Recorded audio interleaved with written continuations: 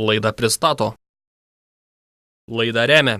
Besikūrenčioje Babilono individualių namų gyvenvietėje tik iš aukštos kokybės ir ekologiškų medžiagų statomi gyvenamieji namai pagal kliento pageidavimus ir poreikius. Babilono gyvenvietė. Laikas įgyventi savo svajonę.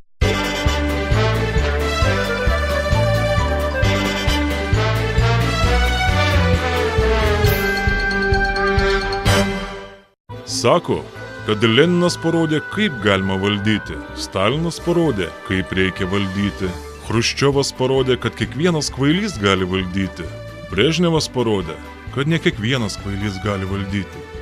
Plačiau miestelio naujienas aptars Politikių klubas. Gerbiamoji kolegė, Lietuvoje tuoj baigsis krizė. Kaip tai baigsis krizė? Ji baigsis kartu su rinkimais. Kokiais rinkimais? Kokiais? Seimo. Štai Lietuvos socialdemokratai, Darbo partija bei Tvarka ir Teisingumas pasirašė susitarimą dėl bendradarbiavimo 12 metų Seimo rinkimų ir po rinkimų sudarant naują valdančiąją daugumą. Ir kaip tai atrodys realybėje? Ko jūs juokitės, viskas normalu. Jie sutarė Seimo rinkimų kampanijos metu laikytis korektiškos, sąžiningos ir skaidrios rinkimų kovos principų. Rinkimų agitacija grįsti išimtinai partijos rinkimų programos nuostatomis, jų sklaida taip pat partijos vertybių propagavimu. Sudaryti tripartinę darbo grupę rinkiminėms ir porinkiminiams bendradarbiavimo klausimams spręsti. Pakartotinėme balsavime vienmandatėse rinkimų apygardose, esant galimybė remti šį sutarimą pasirašiusių politinių partijų iškeltus kandidatus, suformuoti tripartinę darbo grupę bendros vyriausybės programos nuostatoms parengti. Tripartinė, man atsijuodėsi šį žodį, žinote su kuo? Bet tiek to. Gražiai skamba, o kas iš to? Kaip tai kas, kolegė? Krizė baigsis per vieną dieną po rinkimų. Per 11 dienų atpigs dujos ir benzinas, po 111 dienų pakils pensijos ir atlyginimai bei minimumas ir po 1011 dienų rinksim kitą Seimą. Tiksliau, vėl už tuos pačius balsuos. Ojojoj, kokios perspektyvos, kad tik neapsikakotumėte taip bedirbdami.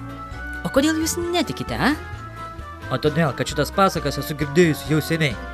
O jums, kolegė, daug geriau gyventi kaip dabar, kada visa Lietuva išsivaikščiojo ir išsivažinėjo? Kas dar liko, baigiami užčiaupti, nepaklusnus baigiami susadinti į kalėjimus, o liko tik pensininkai ir socialiai remtini. Jums dabar patinka?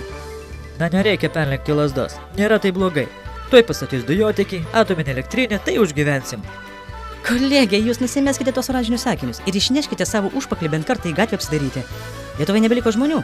Viktoras sakė, kad rinkimų kampanijos metu bus kalba ne apie praeitį, o apie tai, kas bus dar ateityje, o ne taip, kaip Kubilius rėkė. Krizė, nustekeno socialdemokratai šalį ir suvarė visą Lietuvą per vieną naktį į triubą. Nieko jis nesuvarė, jis kaip tik išgelbėjo šalį. Dar pasakykite, kad apie tai knygas rašys. Na, gal knygų nerašys, bet... Kas bet? Susitiksime rinkimuose ir tada pamatysite, kieno tiesa. Gerbiamoji, su rožiniais sakiniais.